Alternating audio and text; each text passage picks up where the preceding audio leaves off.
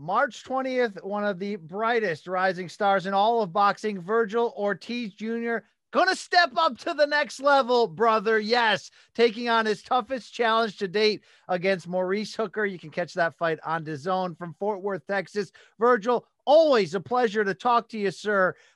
Just 22 years old. Good Lord, man. I'm ready to see everything you got. Is this going to be the fight that pulls it out of you? Oh yeah, this fight is it's gonna be a tough fight. It's gonna be the hardest fight of my career. Maurice has been a world champion before. He's in his prime. He has a good reach on him, and it's gonna be a really good fight. I honestly can't wait. Yeah, absolutely. Maurice Hooker, former titleist at 140, just one defeat in his career. That was a slugfest with Jose Ramirez to try to unify those titles at 140. He made the move up to welterweight. He's known for some pop, as you have as well. Is this going to be a technical battle? Is this going to be a slugfest? What are you expecting in this one?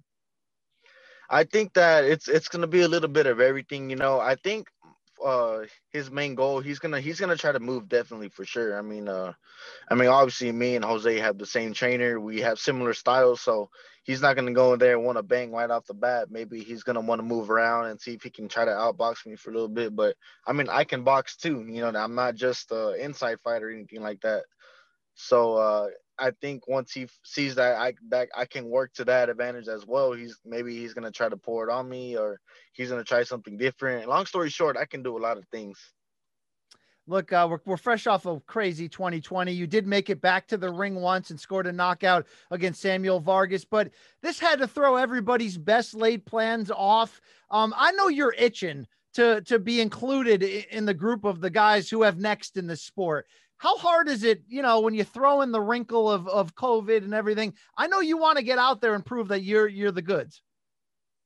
Yeah, I mean, I definitely want to prove everyone what I got. It's yeah, I've been training for this my entire life.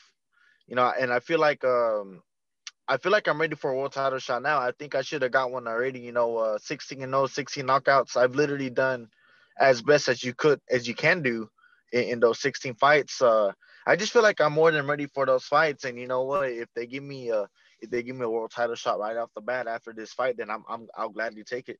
Yeah, this fight is tough enough competition-wise. It's basically a world title fight in a lot of ways. It's going to take place in Fort Worth at Dickies Arena. That's not too far from the Dallas stomping grounds for both you and Maurice. What are you expecting? Are we going to have a crowd? What was announced for this? And who would have the advantage with two local boys coming together? Yeah, there's gonna be a crowd, definitely, for sure. And you know what? I think they picked Fort Worth because that's kind of a neutral zone. It's we're going to how do you what's the term for it? Like when it's a neutral ground or something like that. We're not from Fort Worth. That's actually on the other side of the Metroplex. So we're meeting somewhere where we kind of don't have an advantage, but we're still hometown fighters technically because of Dallas and all that stuff. So yeah, and fans are going to be allowed. There's going to be a lot of fans there. It's going to be a really good night of boxing. Absolutely. A little bit of sovereign territory there, maybe for two guys coming in and trying to take over. We'll see.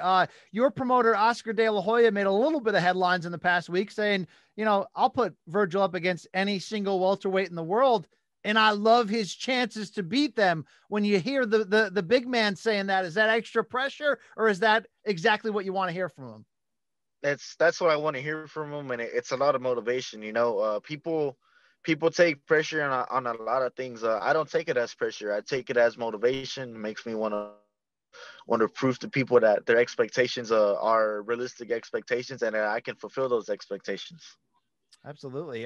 Speaking of Golden Boy Promotions, it had been a weird year in a lot of ways with maybe Canelo Alvarez's exit. Does that affect you at all? Do you feel like that maybe opened up the door for you to get the more shine that you deserve? I mean, yeah, definitely. In a way, you could kind of see it like that.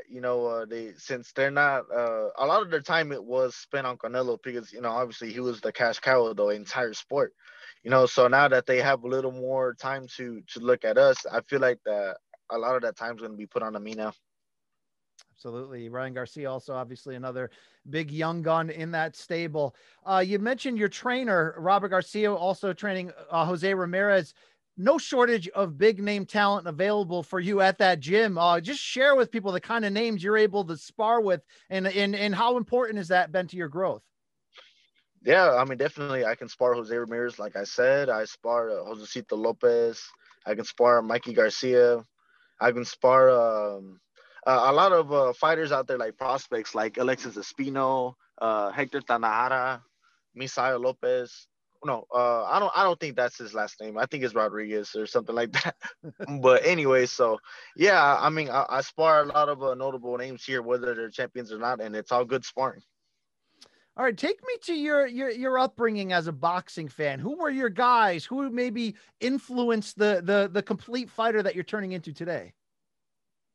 Um, I think a lot of it is like a lot of Cotto, a lot of Oscar De La Hoya. I have a little bit of Mayweather in me. I like some of the stuff that he did when he was still fighting. Well, I don't know. Is he still fighting yet? I don't know. I don't know if He's these fighting fights still count. YouTubers. Yeah. Yeah, I don't know if that counts. But yeah, we take a lot of things from a lot of different styles, a lot of different fighters. You can't fight just one way. You have to be able to do everything. That's why I said earlier, I can box, I can fight inside, I can stay in the pocket, I can do a lot of things. Yeah, you mentioned Miguel Cotto. I got to believe your focus on the body punching could be influenced by that. How important is that in maybe even in this fight against Maurice Hooker? Because when you commit to it, I feel like the tenor of the fight changes. Oh, it does change because I mean honestly, I feel like getting hit in the head. I would definitely rather get hit in the head than the body because body shots they hurt. Um, anyone can have a chin.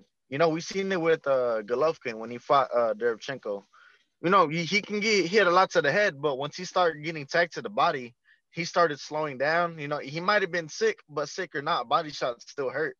So body shots are the thing you go for when you knock a tree down. You don't try to chop off the top. You chop off the bottom so the whole tree can fall down.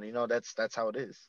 Absolutely. It's been working out great for you in some of your biggest fights to date. And this one could be certainly fun and explosive. As we mentioned, March 20th, Fort Worth, Texas on DAZN. Let's talk about the welterweight picture as a whole. And, there's no shortage of big names, but the whole song and dance. Politics can get in the way. This is a big fight for you to get more attention that you deserve. If you beat Maurice Hooker, it's just one step up for you. How do you get those other names? How do you legitimately get a Spence, a Crawford, on and on down the line?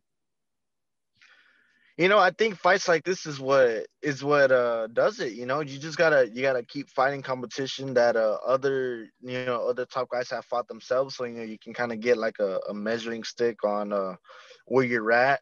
A lot of the champions they feel like they don't have to fight you yet until you've proven yourself worthy. And I think that's what I got to do. I haven't got to that point, so I don't have an exact blueprint to give anyone. But if I were to give anyone advice, I think it would just be just continue fighting the best. You know what? And I would have done that regardless because I don't like easy fights. It makes me feel like I'm not really doing anything. I like to prove myself. If you get a win over Maurice Hooker here, obviously you'll be on the doorstep. You would think of a title shot, but is there a name that you look at as sort of the big, the big glossy sign down the highway that you want to fight the most, that to you is like the breakthrough fight that could make you a critical and commercial star across the board? I think that I've said this many times before. I think that me and Errol Spence is the fight to make. Not only because of my personal reasons, and they're not bad personal reasons. I just my personal reasons are, to clarify, is just that I grew up training with him in the same gym. So I just think that it would be a really cool fight to make, especially for a lot of the people that knew us. I think that would actually be pretty crazy. It'd be an awesome fight. But he is one of he's a unified champion at welterweight division, and he's one of the pound for pound fighters right now. I don't see why not. Let's make that fight. Wow. That got people I know that got a lot of people excited. Two Dallas guys, two power players in this game. If we eventually get to that, it'd be incredible. What had been the history? I know there's an age difference with you just being 22, but was there a history in sparring on the way up and all that? Oh no, I was way too small. I was like, maybe like 85, 90 pounds when he was already like 140. So now we never got to spar. All right. Well, look, you're back here, as we mentioned, March 20th. How often can you fight this year? What does 2021 look like for you? I'm looking for at least 3 fights this year. Last year was definitely a letdown because of the whole pandemic. I want to get as many fights as I can this year. Stay healthy and be ready for those fights. And for 2021, I'm hoping by the end of this year I get that title shot. Absolutely. When you look at what motivates you and drives you, and I know that's not one answer, it's a bunch of things, but you do end up finding, talking to different fighters, some are in it for the money, some are in it for the fame, some are in it for the old school glory of knowing they're the best. What drives you the most? I think it's a little bit of everything. Obviously the money is part of it. I want to be able to take care of my family. I think that's probably my number one goal right there, to be able to take care of my family, give my kids everything that they want, make sure that they can go to a good school and all that stuff, so they don't have to do the things that I'm doing right now. I think that the glory is also a big thing. I want to be remembered as one of the best Mexican boxers there ever was. That's definitely something big on my goals right now, and that's what I can think of right now. But it's a little bit of everything. I'm curious, since you're a young guy who's just breaking out, where that balance is, because we see, maybe it's Mayweather influence, but we see a lot of boxing businessmen first, fighters second. But if anyone's going to, try to criticize that, as you know, this is also a game where, you can get hurt. Nothing's guaranteed. So how do you balance when it comes to picking fights, when it comes to operating in the business world, that sense between chasing glory and also knowing that you got to get what you deserve in the bank account to make it worth it? I think to even get to that point, you have to fight the best. Delfimo is probably a big answer to that. He took all the hard fights. He took the hardest fight that I think any boxer could have taken in his career, especially at his young career. He fought Lomachenko and he beat him. So I think now, I think he needs to get what he deserves. So he's earned it. He's definitely earned it. All the hard years. It's not just the fights that training for the fights and the fight itself that you got to look at. He's been training his whole life for this. So I think that once you get to that certain point, you definitely do deserve it. But at the same time, you can't just look at only money. You gotta. It's still your career. You gotta. I don't know exactly how to put it, but you can't just be all about the money either. It's still a sport where you want to be able to prove yourself. You can't let the money get in the way of making possible fight happen. Yeah, absolutely. Well, you've shown us really a resounding complete game. As we mentioned, you can go to the body, you can box, you can punch, but you got a little bit of a Mexican brawler inside of you, I've got to imagine, who loves the history, the traditions, loves to fight.